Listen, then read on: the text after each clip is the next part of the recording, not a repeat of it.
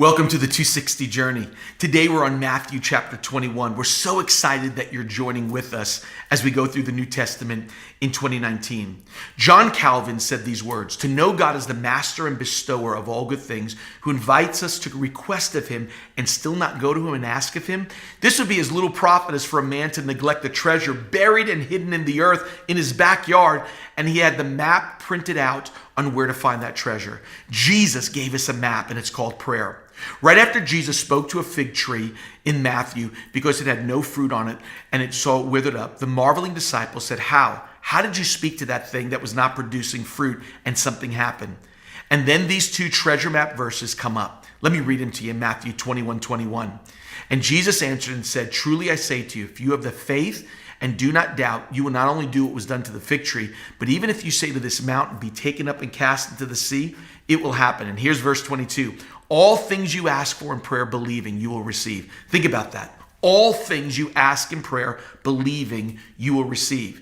There are only two hurdles to get it over in order to receive. It's asking and believing come before receive. They seem simple, but they're challenges. Let me talk to you about each of these hurdles. Hurdle number one, asking. Statistics now show us that the average Christian spends 3 to 7 minutes a day in prayer. Our asking is so limited today. If asking what gets us to receive, we're not even asking very well. It was in C.S. Lewis's foundational and earth-shattering book called Screwtape Letters, where a demon is writing to a junior demon, and he says one of the ways that you can change these Christians is interfere at any price when people start to pray, for real prayer is lethal to our cause.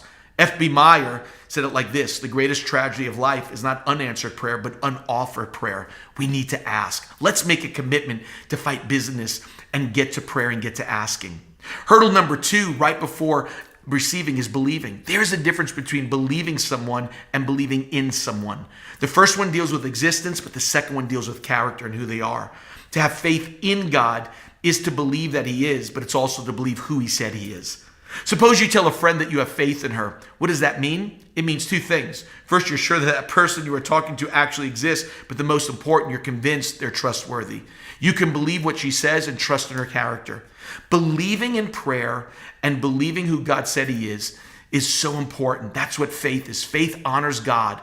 God honors faith. Faith cashes God's checks. And faith in God will not get you everything you want, but it will get you everything that God wants you to have. Faith is a certainty that God is indeed just like he says he is. You can go far on your knees.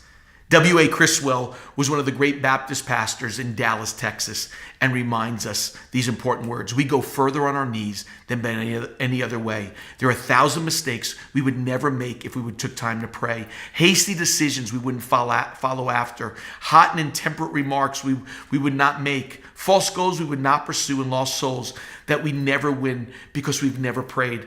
All of this beside the poverty of our preaching for us preachers, all because we didn't pray." Today, I want to challenge you.